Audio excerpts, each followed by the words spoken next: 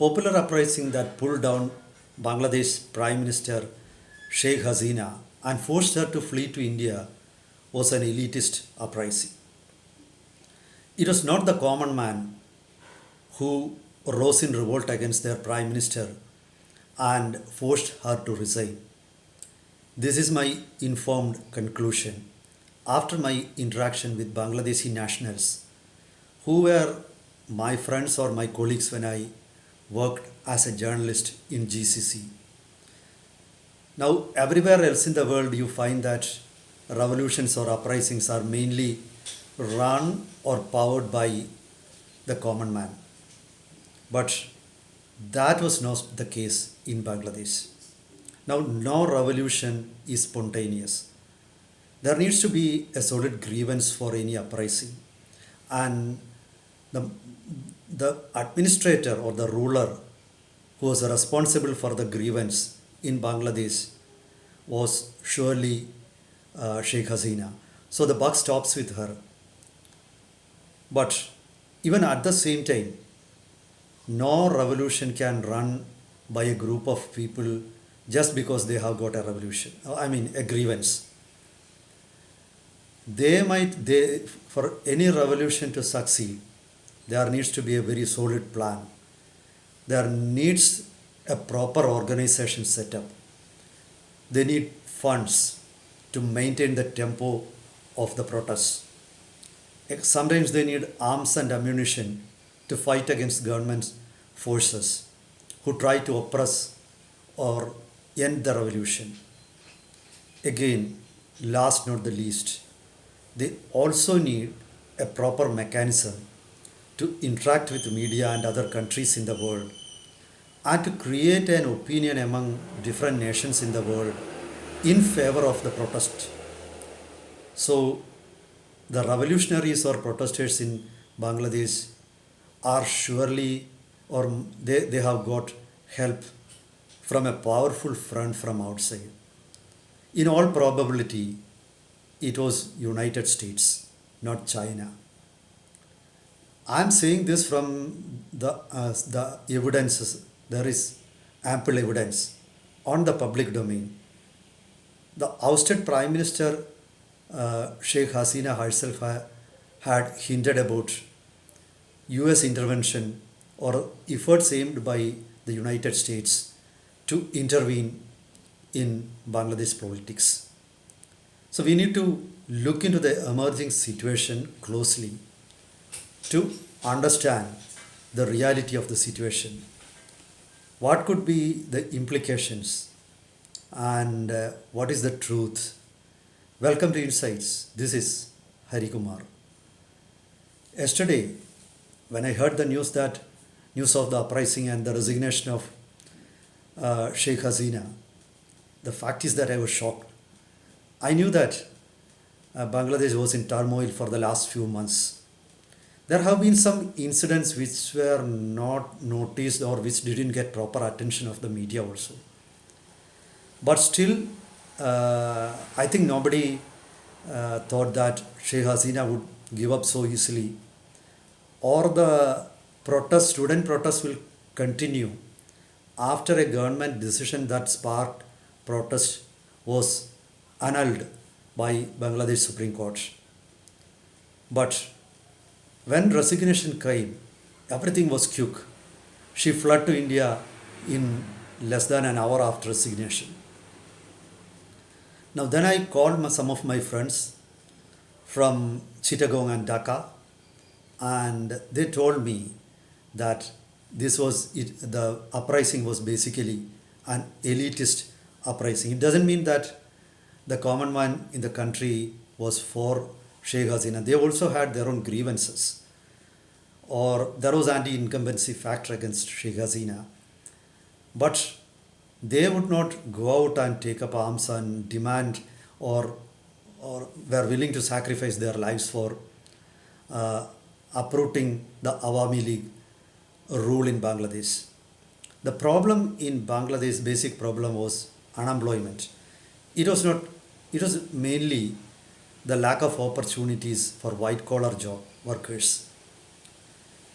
So if you look at the type of people or the people who were unhappy over opportunities. They included well educated people like doctors, engineers, lawyers, or those who were aspirants for management jobs.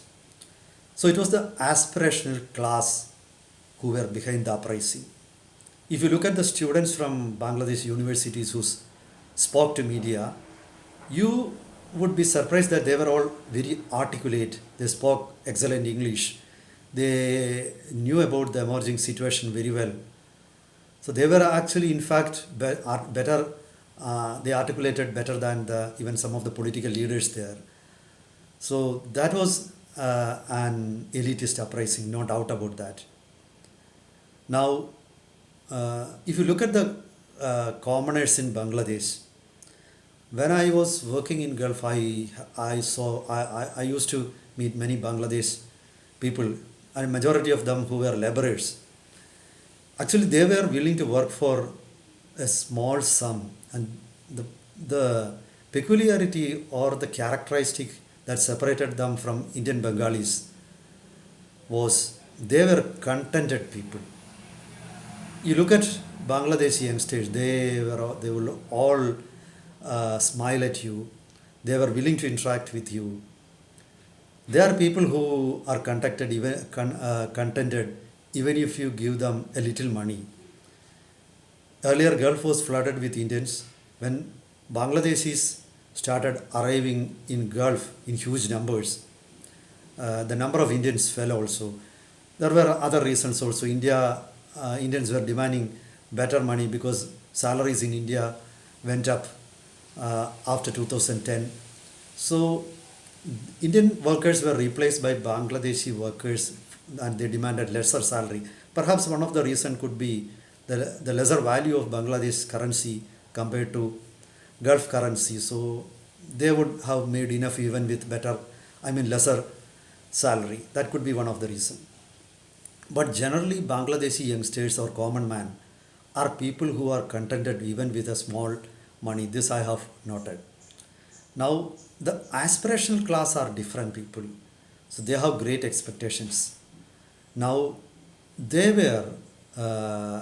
wanted more and more. When Bangladesh progressed or developed under Sheikh Hasina, the standard of life increased and the Bangladeshi youth got exposed to other countries in the world. They wanted better opportunities. It was perhaps at that point of time that they realized that the political freedom available in Bangladesh was less compared to many democracies in the world. So that could be one of their reasons.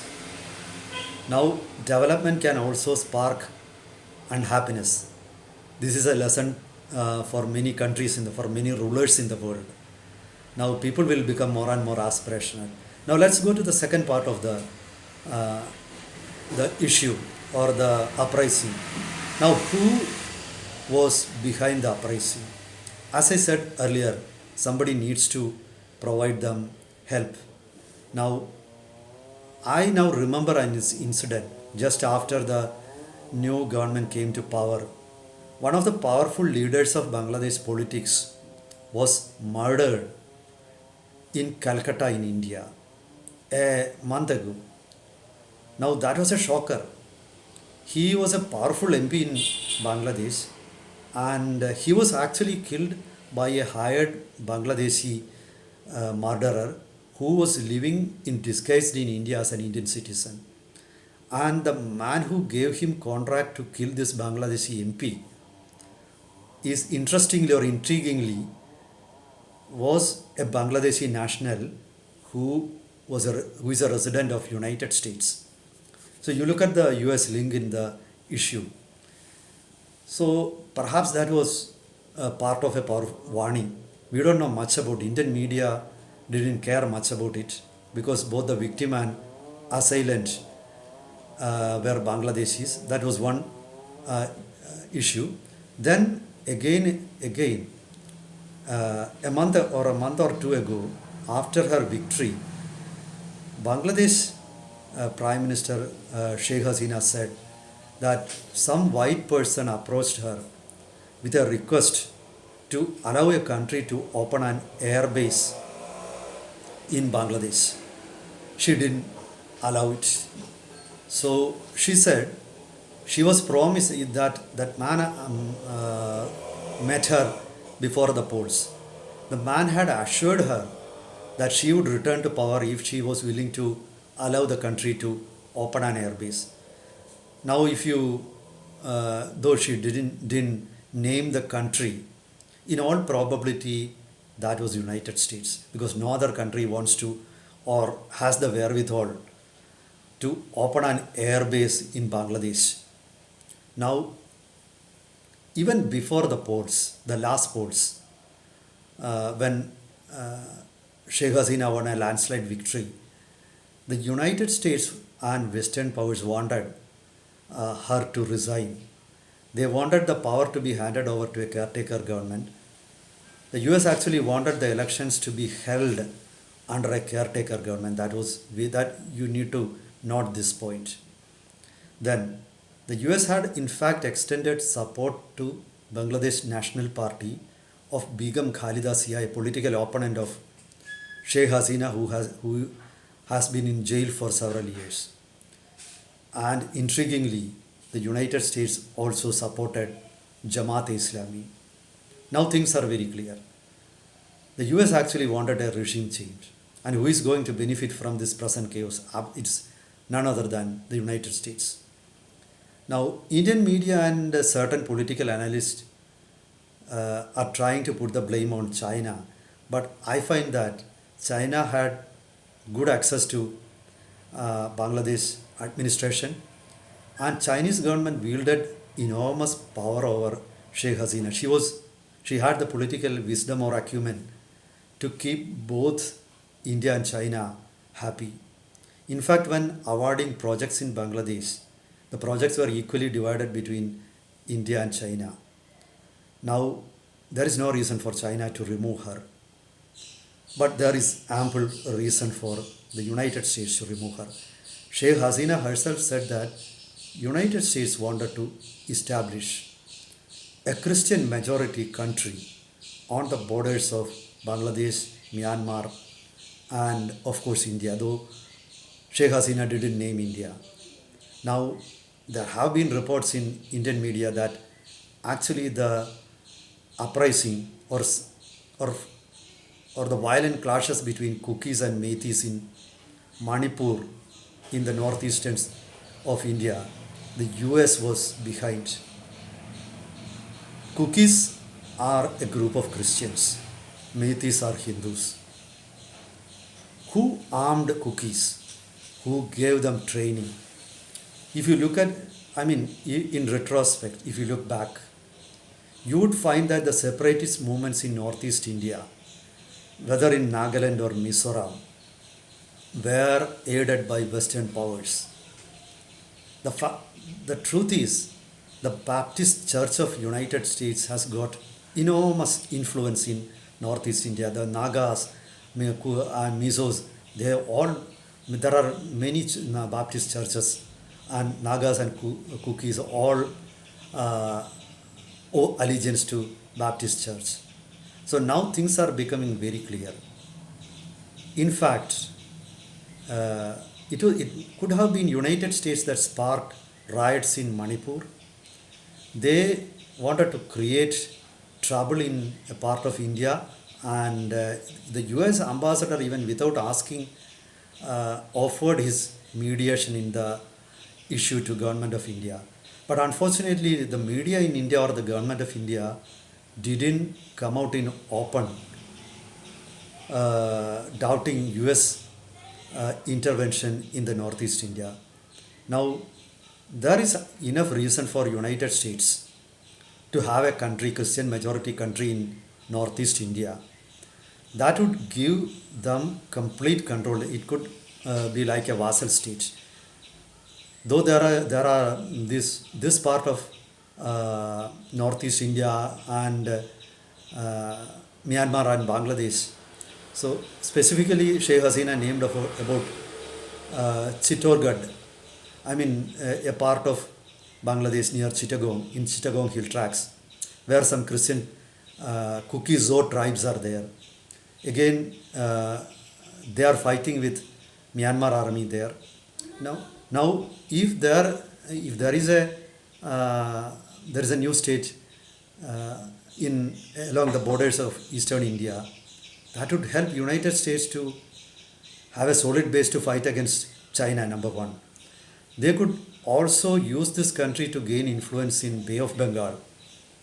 Now, this is the intention. There are ample reasons to think that US could be behind all these things. It is the US which will benefit from the resultant chaos in Bangladesh, not China. China has got enough influence. India has got enough influence. Now, US is the only power which has the wherewithal to intervene, and which has, resources, army, and international clout. So definitely US is behind this present crisis in Bangladesh. Now, what could be the end results? At the present uprising is led by the elites. Though the commoners in Bangladesh are not happy with Sheikh Hasina regime, they were not unhappy also. So they might have be silent. They could be silent witnesses of the present happenings. But in the coming days, the difference of interest between both groups will surface. Meanwhile, the fundamentalist groups will assert themselves. It's sure Jamaat Islam is not going to sit in silence.